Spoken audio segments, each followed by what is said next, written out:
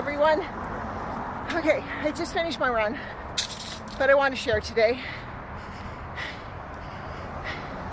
I didn't want to run today. I had missed my run on Monday, and I was going to do a long walk during a session, and that didn't work out. So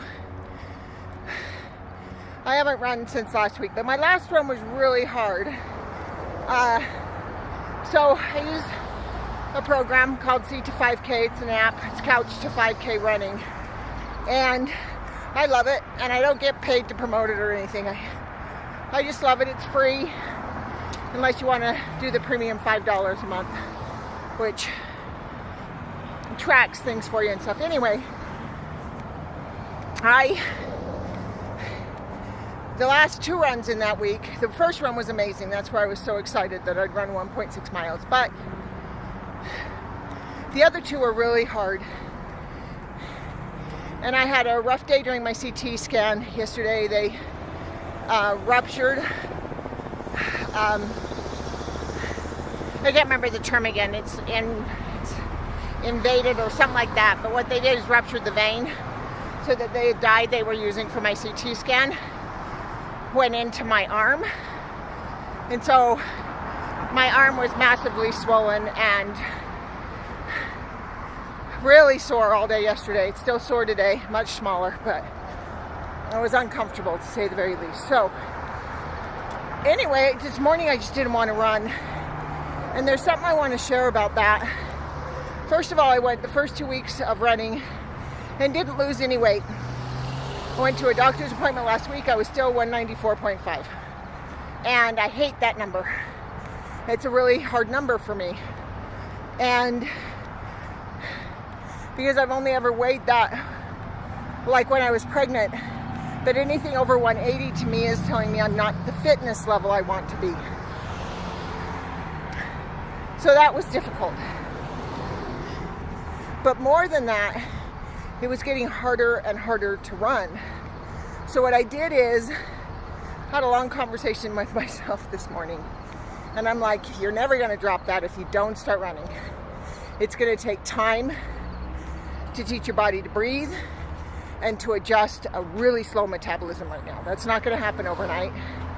And then, in addition to that, thank you. So in addition to that, I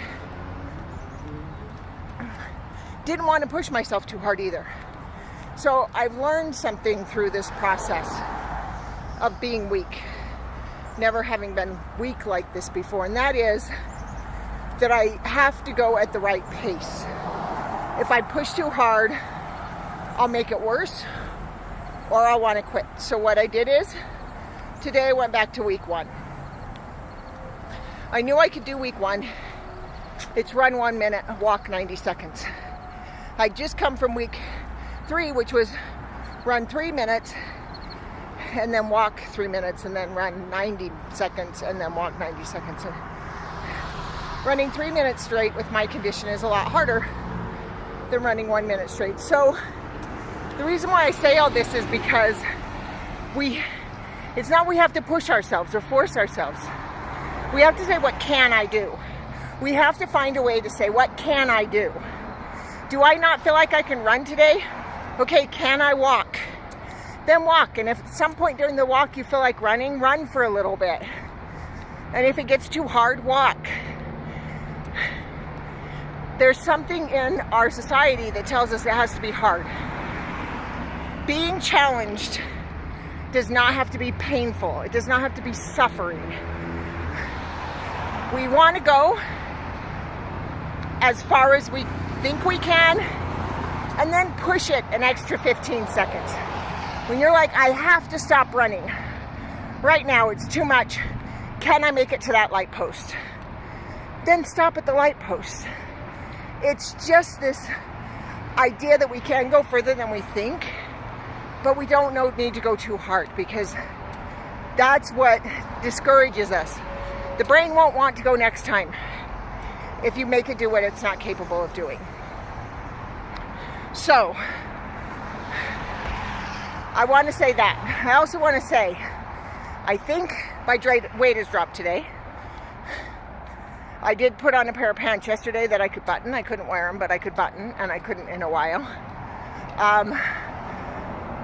I've been a lot more careful about turning down certain foods. I do notice that if I have carbs one day, the next day's worse. I realized that in radiation, that the day after carbs, there was one day where I had just too many carbs, and the next day was horrible.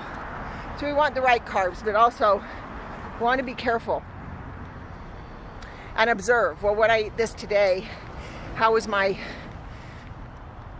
run tomorrow is the way I do it. That information's vital because I don't eat carbs before my run days. So, and I've pretty much cut most carbs out of my diet, but I let myself have them sometimes, and that's the thing, is that we don't have to make it all or nothing. So, coming up, I want to check in with people at this expo, see you in person and talk about your successes and the struggles and what makes it hard, and give each other ideas to make it easier. So I'm going to post this video, and then it might be tomorrow morning. I'm going to post a lot about the expo. I'm going to post some links. I do want to say I'm doing 1-minute updates. You're only going to see those on Instagram, Twitter, and Linda Forrest Muse. There's just 1-minute update videos. The rest go onto YouTube, but if you're a YouTube watcher, you have to be on one of those to see the 1-minute updates. And they're just 1 minute of me saying where I am right now. Anyway, so where I am right now is home. I feel complete. I want to see you at the expo, September 25th at Mountain America Expo Center, formerly Sandy Expo. Whew. And we'll be there from, some things say 9 to 6, but do 10 to 6 because that's for sure. And in the meantime, even if you haven't started yet, say, can I do something between now and the expo? And connect with Linda and let her know. And if you're not going to be in town, connect with me, chat in these videos, put messages below. I want to know about your progress, your successes. So anyway, I am going to sign out, and I hope you have a wonderful day. I plan to, and I look forward to seeing you, possibly seeing all of you soon. Have a great day.